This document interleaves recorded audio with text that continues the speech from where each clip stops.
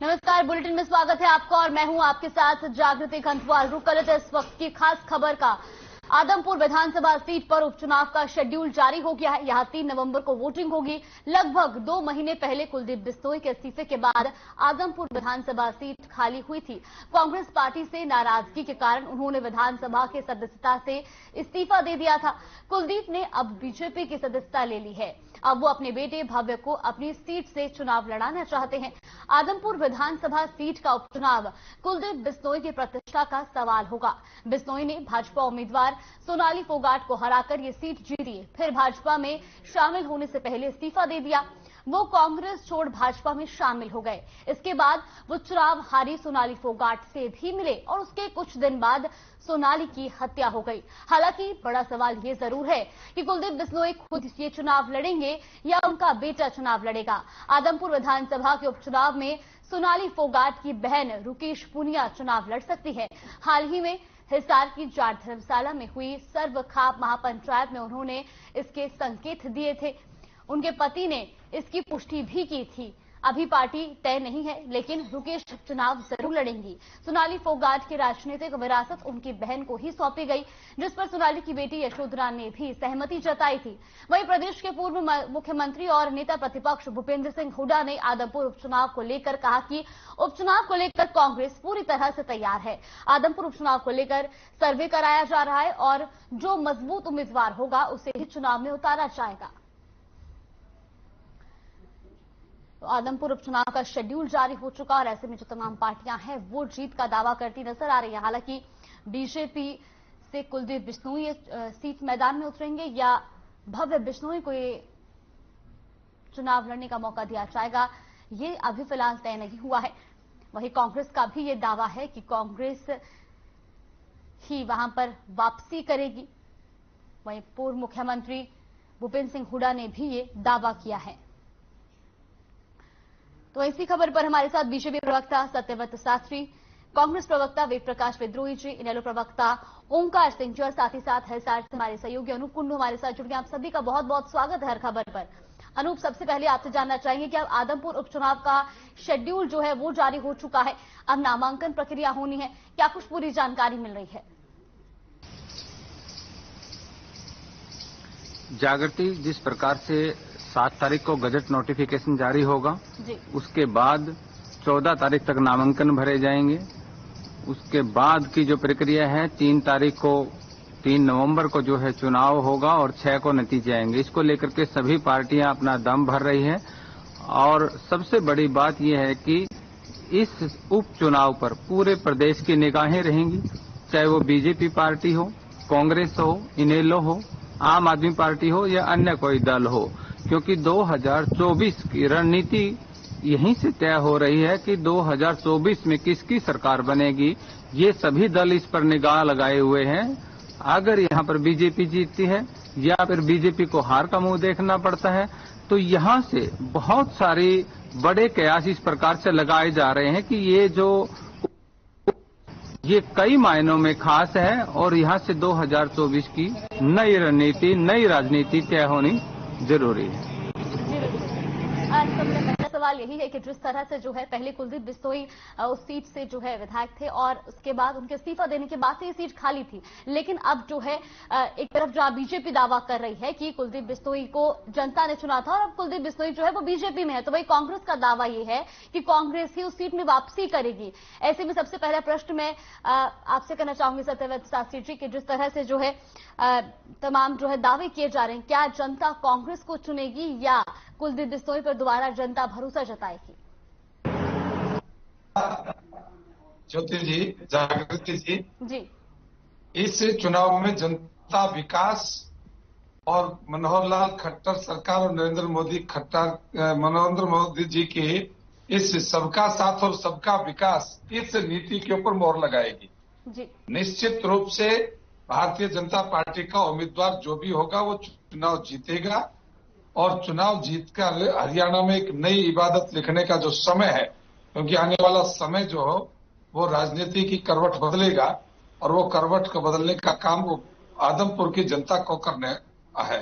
और जनता मुझे लगता है मन बना चुकी है, क्योंकि सभी पार्टियों को उन्होंने देखा है अब वर्तमान में भारतीय जनता पार्टी की सबका साथ सबका के माध्यम से भारतीय जनता पार्टी का विधायक न होते हुए भी वहां विकास कार्यों को जो गति दी है, उससे उन लोगों ने भारतीय जनता पार्टी की नीतियों के प्रति विश्वास जागृत किया है। और इसीलिए हम कहते हैं कि अब कोई नहीं है टक्कर में क्यों पड़े हो चक्कर में। मैं दोनों अपने साथी प्रवक्ताओं से भी कहूंगा कि केवल टीवी के करके ही हो सकता है, मैदान में आने की तो अब मुझे लगता है कि कांग्रेस निर्दलों के जो नेता हैं उनकी हिम्मत भी नहीं होगी और विश्वास, ये आत्मविश्वास चाहिए जिस चुनाव जीतने के लिए, वो पहली बार में ही परास्त हो जाएंगे। इसलिए 14 के आते आते ही यानी नामांकन भरने के समय तक की स्थिति स्पष्ट हो जाएगी, क्योंकि अब हम इनसे सबसे आगे हैं। चुनाव डिक्लेयर होते ही हमने चुनाव प्रभारी, सह प्रभारी, संगठनात्मक गतिविधियों के लिए व्यक्तियों की नियुक्ति कर दी है और ये जब तक इस बात पर आएंगे तब तक हम बहुत आगे निकल जाएंगे। इसलिए चुनाव के अंदर अब कोई भारतीय जनता पार्टी का मुकाबला करने की हिम्मत नहीं कर पाएगा। जी, मेरी आवाज जब हो रही है जी, इस पर एक बार देखना। जी जरूर जागृति जी। जी बिल्कुल। वेद प्रकाश विद्रोही जी, आपसे जानना चाहेंगे क्या दोबारा जो है कांग्रेस वहां पर वापसी करेगी या जनता जो है दोबारा कुलदीप बिश्नोई पर भरोसा जता सकती है? क्योंकि बीजेपी का यह दावा है कि जनता ने कुलदीप बिश्नोई को चुना था और अब कुलदीप बिश्नोई तो बीजेपी में चले गए हैं। क्या कहना चाहेंगे इस पर? जागृति जी, सबसे पहले आपको, भाई सतवत शास्त्री को, भाई ओंकार सिंह जी को और आपके सभी दर्शकों को दशहरे की शुभकामनाएं। और मेरी कामना है कि हम असत्य को निकालकर सत्य की जीत करें और जो बुराई है उसका अंत करके अच्छाई का शंखनाद करें। शास्त्री जी की बातों को सुनकर मुझे हंसी आई। शास्त्री जी ने कहा हम जीत चुके हैं और बदलाव होगा। शास्त्री जी आपको जीत मुबारक। सपनों में आप जीत गए, मैं कह रोक नहीं सकता, सपने लेना हर एक का अधिकार है। और उन्होंने हमें और इनेलो को सलाह भी दे दी कि भाई आप चुनाव मत लड़ो। शास्त्री जी 2 उपचुनाव हुए हैं, आप दोनों जगह हारे हैं और फिर भी आपने चुनाव लड़ा और ये दम ठोक कर लड़ा हम जीतेंगे। आप हारे फिर भी दम ठोक कर चुनाव लड़े हम जीतेंगे। और कांग्रेस ने जो सीट जीती हुई थी और हमारा उम्मीदवार, हमारा साथी बागी होकर आपने खरीद लिया, हमें कह रहे चुनाव मत लड़ो। मुझे आपकी बात सुनकर हंसी ही आएगी। हाँ, मैं एक आपकी बात से सहमत हूं। आपने कहा बदलाव होगा, निश्चित रूप से बदलाव होगा और ये बदलाव आपने मान लिया, इसके लिए आपका धन्यवाद। बदलाव होगा अवसरवादी राजनीति के खिलाफ, बदलाव होगा भाजपा संघ की जनविरोधी सांप्रदायिक उन्मादी नीतियों के खिलाफ। आदमपुर की जनता फतवा देकर आपको और बिश्नोई की अवसरवाद की राजनीति को हरियाणा से खदेड़ने की बदलाव करेगा। और जागृति जी, आपने अपने प्रारंभिक वक्तव्य में कहा कि भाई कुलदीप बिश्नोई या उनका बेटा भव बिश्नोई चुनाव लड़ेगा। अब ये तो भाजपा का लोकतांत्रिक अधिकार है कि वो किसी को भी टिकट दे जी। पर मैं तो एक ही सवाल पूछना चाहता हूं जी। 8 जून 2022 को सुप्रीम कोर्ट में भाजपा का स्टैंड था, भाजपा मीन मोदी सरकार का, कि भाई कुलदीप आर्थिक अपराधी है, इसलिए उसका पासपोर्ट वापस नहीं दिया जाएगा जी। और भव बिश्नोई आर्थिक अपराधी है, उसके लिए उसका लुकआउट नोटिस वापस नहीं लिया जाएगा। अब मुझे तो मालूम नहीं 4 महीनों में क्या हो गया कि जिनको भाजपा आर्थिक अपराधी बता रही थी, काले धन रखने वाले बता रही थी, उनको आज टिकट देने की सोच रही है। उनको मुबारक हो। अजी वो अपने द्वारा कहे गए आर्थिक अपराधियों को आगे लाना चाहते हैं, ये उनका एजेंडा है जी। और उनको देश को ये भी बताना होगा कि वो क्या परिस्थितियां थी 4 महीने पहले कि वो कुलदीप बिश्नोई का पासपोर्ट वापस देने को तैयार नहीं थे और भव बिश्नोई का लुकआउट वापस लेने को तैयार नहीं थे और सुप्रीम कोर्ट ने भी उनके पक्ष में फैसला दिया। और इन 2 महीनों में ऐसा क्या हो गया कि कुलदीप बिश्नोई का पासपोर्ट भी वापिस हो गया, लुकआउट नोटिस भी खत्म हो गया, आर्थिक अपराध भी खत्म हो गया। वो भाजपा की कौन सी वॉशिंग मशीन है जिसमें धुलकर आर्थिक अपराधी के सारे दाग धुलकर वो साफ सुथरा बन जाता है। और रही बात कांग्रेस की, कांग्रेस ने अपनी पूरी तैयारी कर रखी है। जितने भाजपा के सक्रिय और बड़े नामी नेता थे आदमपुर में, वो सब कांग्रेस में शामिल हो चुके। जजपा के नेता कांग्रेस में शामिल हो सके, इनेलो के मजबूत साथी कांग्रेस में आ गए और जनता वहां मन बना चुकी है कि भाई सीधी लड़ाई अवसरवाद और भाजपा की जन विरोधी नीतियों के खिलाफ होना है। किसान मजदूर की जो कमर तोड़ी है, बेकारी है, महंगाई है, भ्रष्टाचार है, संघी लूट है, इसके खिलाफ फतवा देगी। और मेरा मानना है सीधी लड़ाई कांग्रेस की और भाजपा की लूट के खिलाफ होगी और भाजपा को करारी शिकस्त आदमपुर की जनता देगी और अवसरवाद और लूट की राजनीति का खात्मा करेगी। जी बिल्कुल। ओंकार सिंह जी, आपसे जानना चाहेंगे, अब जो है उपचुनाव की तारीखों का भी ऐलान हो चुका है, क्या कुछ तैयारी है? क्या विकल्प के तौर पर जनता क्या इस बार इनेलो को समर्थन दे सकती है? जागृति जी, मैं बताना चाहूंगा कि 25 सितंबर की रैली के बाद जी देश और प्रदेश में एक विकल्प पैदा हुआ है जी। ये आज प्रदेश में नहीं, देश की पूरी जनता इस पे विचार कर रही है। और मेरे भाई शास्त्री जी ने बोला कि आदमपुर की जनता विकास और मोदी जी की नीतियों को समर्थन करेगी जी। तो मैं पहले तो इनसे पूछना चाहता हूँ, कौन से विकास की बात कर रहे हैं? वो विकास है कहाँ? किस खड्डे में गिरा हुआ है? और दूसरा, मोदी जी की नीतियां बताते हो, कौन सी नीतियां? देश को बेचने की नीतियां, नोटबंदी की नीति, जीएसटी की नीति, कौन सी नीति की बात करते हो? क्या ताली और थाली बजाने वाली नीति की बात कर रहे हो? क्या लाइट बंद करके मोमबत्ती जलाने वाली नीति की बात कर रहे हो? ये देश की जनता जान चुकी है। ये हिंदू मुस्लिम, ये मंदिर मस्जिद, ये हिंदुस्तान पाकिस्तान, ये नीति अब चलने वाली नहीं है। और जहां तक आदमपुर का सवाल है, तो यहाँ पे मुद्दे तो देखो, महंगाई, बेरोजगारी, अशिक्षा, स्वास्थ्य, भ्रष्टाचार, बहुत सारे मुद्दे हैं। लेकिन मेरे हिसाब से यहाँ सबसे बड़ा मुद्दा जो रहने वाला है वो है स्वार्थ और अवसरवादिता। क्या एक ऐसे व्यक्ति को जनता दोबारा से चुनेगी जो कभी इस डाल पे, कभी उस डाल पे, कभी इधर कभी उधर, जैसे जंगल में बंदर कभी इधर टपकता है कभी उधर टपकता है, वो सेम स्थिति है। आप ये देखिए, पहले इन्होंने कांग्रेस छोड़कर हरियाणा जनहित पार्टी बनाई, उसके बाद इन्होंने बीजेपी से समझौता कर लिया, वो समझौता भी नहीं चला इनका, फिर वापसी आगे आजाद हो गए हजका में, उसके बाद फिर कांग्रेस में घुस गए और फिर उसके बाद फिर अब बीजेपी में घुस गए। अरे भाई, कोई अपनी आत्मा भी तो होती है। ऐसे ऐसे लोग राजनीति में नैतिकता का हनन करते हैं जी। और मैं इनसे पूछना चाहता हूं कि क्या 1968 से लेकर आज तक अगर वो सीट भजनलाल का गढ़ रही है तो कैसे रही है? मैं बताना चाहता हूँ, 1885 में कांग्रेस का जन्म हुआ जी। और तब से लेके अब तक भजनलाल जी पहले पैदा हुए या कांग्रेस पहले पैदा हुई? अगर कांग्रेस पहले पैदा हुई तो उस समय, जागृति जी आपको याद होगा, उस समय में पार्टियां ही दो थी जी। और कांग्रेस वहां से जीत रही थी जी। तो ये सीट भजनलाल की कैसे होगी? और एक चीज और बताऊंगा मैं, सीट कभी भी किसी व्यक्ति विशेष की नहीं होती।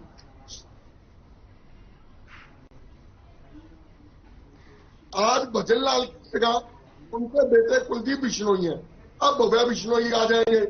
एक तरफ तो बीजेपी परिवारवाद की राजनीति को नकारती है और दूसरी तरफ यहाँ परिवारवाद नहीं होगा क्या? ये इनसे पूछिए। और जहां की बात है, इनेलो पुरजोर वापसी कर रही है, ये जनता के ऊपर है, ये भूष्या के क्रम में है, कौन जीतेगा कौन हारेगा। लेकिन आमतौर पर जो उपचुनाव होते हैं वो जनता प्रदेश की सत्ताधारी पार्टी को जिताती है। लेकिन 2 उपचुनाव हुए, बड़ौदा का कांग्रेस जीती, इलाहाबाद का इनेलो जीती। और मैं तो दावा करता हूं 40 कोई एक विधायक, चाहे मुख्यमंत्री, चाहे गृह मंत्री, चाहे कृषि मंत्री, कोई भी अपनी सीट से इस्तीफा दे, दोबारा जीत के दिखा दे, जैसे भाई अभय सिंह चौटाला ने दिखाया। हम आपके आगे नतमस्तक हो जाएंगे। आप में पहले तो इतनी ताकत नहीं, इतना मैदा नहीं कि आपका कोई विधायक इस्तीफा दे। लेकिन यहाँ पर एक प्रश्न मेरा एक प्रश्न आप तीनों से ये भी है, जिस तरीके से जो है तमाम पार्टियां तो अपनी जीत का दावा कर ही रही, लेकिन चर्चा ये भी है कि रुकेश पुनिया भी चुनाव लड़ सकती है और इस बात की पुष्टि खुद उनके पति ने भी की थी कि अभी पार्टी जो है वो उसका नाम साफ नहीं हो पाया है, लेकिन वो चुनाव लड़ेंगी जरूर। इस बात की पुष्टि खुद उन्होंने की थी और यशोधरा ने भी जो है सोनाली फोगाट की सियासी विरासत रुकेश पुनिया को ही सौंपी है। सदर शास्त्री जी, सबसे पहले आपसे जानना चाहेंगे, क्या कुछ कहना चाहेंगे? जागृति जी, मुझे मेरी बात देखिए, चुनाव कौन लड़ेगा कौन नहीं लड़ेगा ये भूषा के क्रम में प्रत्येक व्यक्ति का अपना अधिकार है, लेकिन बीजेपी की यहाँ पे बहुत बुरी तरीके से हार होने वाली है और ये लोग आंकड़े गिनाते हैं। आंकड़ों के अनुसार 2019 में बीजेपी को 28,000 वोट मिली और कुलदीप बिश्नोई को तकरीबन 63,000 वोट मिली। इस हिसाब से तो ये जीते पड़े हैं। यही आंकड़ा ये ऐलनाबाद में बता रहे थे कि 32,000 जेजेपी की है, 38,000 बीजेपी की है। ये आंकड़ों में तो जीत जाएंगे। मेरे भाई बिल्कुल ठीक कह रहे थे शास्त्री जी, अब थोड़ा उदास हो गए हैं, उदास ना होइए। 3 तारीख तक तो अपना मैदा बना के रखिए, ताकत बना के रखिए। 6 तारीख को आपका चेहरा वैसे ही नजर आएगा जैसे आज उदासी वाला नजर आ रहा है। ठीक है, सत्यव्रत शास्त्री जी, क्या कुछ कहना चाहेंगे? जागृति जी, जागृति जी, मेरे 2 वरिष्ठ पैनल में जो बैठे, पहले तो मैं आपको इनको स्पष्ट कर दूं, मैंने चुनाव लड़ने के लिए नहीं सलाह दी। चुनाव तो लड़ना ही पड़ेगा, जनता लड़ाएगी, मैं कैसे मना कर सकता हूं, और मैंने मना भी नहीं किया। मैं तो कह रहा हूं कि आप आइए, क्योंकि रगड़ा जब हाथ मिलेगा तभी तो पता चलेगा मैदान किसने जीता, और मैं कैसे मना करूंगा, मैं कर भी नहीं सकता हूं। सुनने में कोई दिक्कत आई होगी तो बात। दूसरी बात, चुनाव में कैंडिडेट होगा तो चुनाव जीतेगा। चुनाव में कसौटी जीत की होती है, और जब जीत की कसौटी है तो चुनाव हर पार्टी उसको खड़ा करेगी जो उसके लिए उपलब्ध में सर्वश्रेष्ठ होगी। और हमारे पास भी कार्यकर्ताओं नेताओं की बड़ी सूची है, हम सब में से निकालकर जो उसमें से अच्छा जो परफॉर्मेंस कर पाएगा उसको हम चुनाव के लिए तैयार और मैदान में उनको लेकर आएंगे। हमने अपने कैंडिडेटों को खूब पालिश तेल पानी पिला रखा है, लेकिन कांग्रेस और इन लोगों के पास तो अभी सूची बनी ही नहीं है कि हम किसको उतारेंगे। एक तो वो सूची बनना पड़ेगा, कैसे पता क्या पड़ा है आंकड़ों पे नहीं, हम धरातल पर काम करने वाले लोग हैं। हमने इस कांग्रेस का 1885 से लगाएंगे तो भारतीय जनता पार्टी को हम 19 से लेके आ रहे हैं, लेकिन जिस सामान्य ढंग से सामान्य जनता के माध्यम से जन सरोकार के मुद्दों को उठाते हुए जितना प्रोग्रेस और जितना जनता के बीच विश्वास पैदा करने का काम भारतीय जनता पार्टी की नीति नेता और नियत ने किया, ऐसा देश के अंदर किसी ने नहीं किया। जब कुलदीप बिश्नोई के लिए आप बदलाव की बात करते हैं ओमकार सिंह जी, तो आपने भी छोड़ना चाहिए। आप भी तीसरे दिन गलबैया के दूसरे हाथ पकड़ते हैं, आज उसके गल में डले, आज उसके गल में डले, और किसी के गल में डले न डले पर गले में पड़ जरूर जाते हो। कभी बसपा के गले पड़े, कभी जे उसके आम आदमी पार्टी के गले पड़े, आप कांग्रेस के गले पड़ रहे, क्या हो गया तुम्हारे गले भी पड़े थे। वो तो दे देता हूं, यह प्रयोग यूपी में भी किया था और यूपी के लोगों ने बाद में सोचा ने क्या कर लिया। अब यदि वही हालत आपको करनी है तो आप वेद प्रकाश जी से आज ही साहिब जोड़ लो और उनकी गलों में पढ़ो या गले मिलो, वो दोनों में आपको तय करना है कि आप गले पढ़ोगे या गले मिलोगे। लेकिन निश्चित रूप से आप अपनी जमीन खोदोगे, क्योंकि इन लोगों का जो आविर्भाव है जन्म है नीतियों का, वो चौधरी भजनलाल को आप पहले कह रहे थे कि चौधरी भजनलाल जी कांग्रेस में थे या कांग्रेस पहले थी, तो स्वर्गीय चौधरी देवीलाल जी के बारे में भी आपको जानना चाहिए, क्योंकि देश के अंदर राजनीति करने के लिए एक ही पार्टी थी, वो कांग्रेस थी, और उसको देश की आजादी के लिए तैयार किया था, देश की राजनीति के लिए तैयार नहीं किया था। तो कांग्रेस के नेताओं ने हठधर्मिता के साथ उस झंडे का, उस सत्ता की लोलुपता के कारण से उसको अपना रखा। लेकिन मैं आज सौभाग्य सत्यव्रत शास्त्री जी, आप आपको रोकना चाहूंगी क्योंकि समय जो है वो काफी सीमित होता है और ऐसे में हर किसी को बोलने का मौका भी देना होगा। अनूप, आपसे भी जानना चाहेंगे, जिस तरीके से तमाम पार्टियां तो दावा करती नजर आ रही है, लेकिन चर्चा ये भी हो रही है कि रुकेश पुनिया भी चुनाव लड़ सकती हैं, क्या कुछ इसको लेकर के जानकारी मिल रही है? और अगर रुकेश पूनिया मैदान में उतरती हैं तो क्या आदमपुर की जनता की सहानुभूति उन्हें जिता सकती है?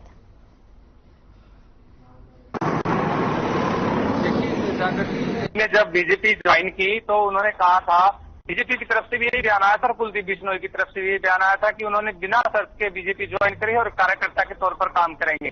जबकि सोनाली फोगाट यहाँ से बीजेपी की लीडर रही है और चुनाव लड़ा है, तो अगर वो बिना शर्त के शामिल हुए हैं तो क्या बीजेपी को ये शर्त नहीं है कि वो इसके अलावा किसी को टिकट दे सकते हैं? और अगर टिकट भजनलाल परिवार को या कुलदीप या उसके बेटे को दी जाती है तो इससे साफ जाहिर होगा कि बेटे को दी जाती है तो इससे साफ जाहिर होगा कि वो शर्त रख कर के बीजेपी में शामिल हुए थे कि उन्हें टिकट देनी होगी। और अगर उनको टिकट दी जाती है और रुपेश ने जिस प्रकार से ये कहा था कि वो बीजेपी में रहेंगे, बीजेपी के साथ ही हैं, लेकिन चुनाव लड़ेंगे, तो यहाँ पर बड़ा दोहरा एक मापदंड आएगा कि वो बीजेपी में रहते हुए चुनाव कैसे लड़ सकते हैं अगर टिकट कुलदीप बिश्नोई को मिलेगी।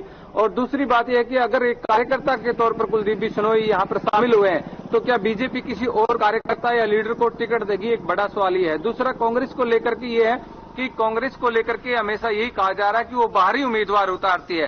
क्या बीजेपी आदमपुर के चुनाव में आदमपुर के 165,000 की जो जनता है उसमें से किसी को टिकट देगी या वो बाहरी उम्मीदवार उतारते हैं? तो इस प्रकार से बहुत सारी सवाल यहाँ पर सामने आएंगे जैसे जैसे चुनाव की प्रक्रिया आगे बढ़ेगी। और ये देखना होगा कि यहाँ का जो रन होगा वो बड़ा दिलचस्प होगा। जागृति जी बिल्कुल। वेद प्रकाश विद्रोही जी, यही सवाल मैं आपसे भी करना चाहूंगी। अगर रुकेश पूनिया मैदान में उतरती हैं तो इस बार बदलाव देखने को मिल सकता है। हालांकि एलानाबाद का अगर हम एग्जाम्पल लें तो ठीक है, वहां पर कांग्रेस की सीट पहले थी और वापस जब उपचुनाव हुए थे तब भी कांग्रेस ही आई थी। लेकिन अगर रुकेश पूनिया मैदान में उतरती हैं तो इस पर आप क्या कहना चाहेंगे?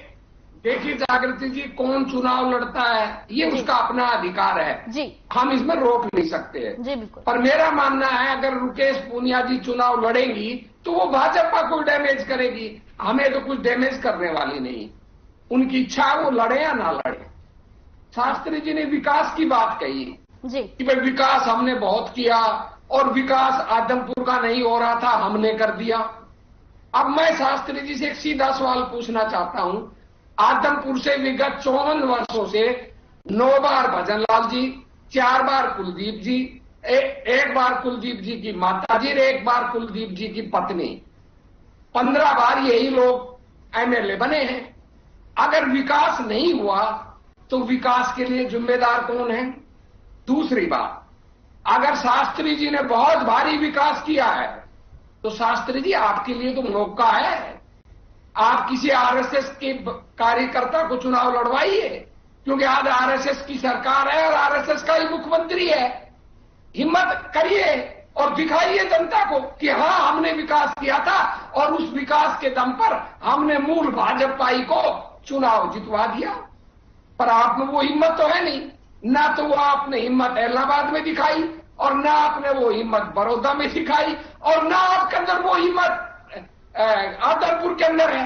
आपने कहा कांग्रेस के पास उम्मीदवार नहीं है। अरे भाई आपके पास तो 2 ही उम्मीदवार हैं केवल, कुलदीप बिश्नोई, भाऊ बिश्नोई, और हमारे पास तो 15 उम्मीदवारों की लिस्ट है। आप भी जानते हैं, हम भी जानते हैं। मैं नाम इसलिए लेना नहीं चाहता, किसी एक का नाम ले दूंगा तो कहेंगे मैं विद्रोही ने मेरा नाम ले लेकर मेरे प्रति अन्याय किया। आप हमारे पास तो उम्मीदवारों की भारी लिस्ट है, लंबी फौज है और 4-5-6 दिन के अंदर एक जो बेटर उम्मीदवार होगा जिसको सब लोग सहमति से मानेंगे उसको घोषित भी कर देंगे। पर आपके पास तो मैं आज भविष्यवाणी कर रहा हूं, बाबू बेटे के अलावा कोई उम्मीदवार नहीं और आपको चुनौती भी है। जी बिल्कुल। आज ये आप कहते हैं कि हमने विकास किया। यहाँ पर समय के अभाव को देखते हुए आपको रोकना चाहूंगी। ओंकार सिंह जी आपका भी बहुत बहुत धन्यवाद।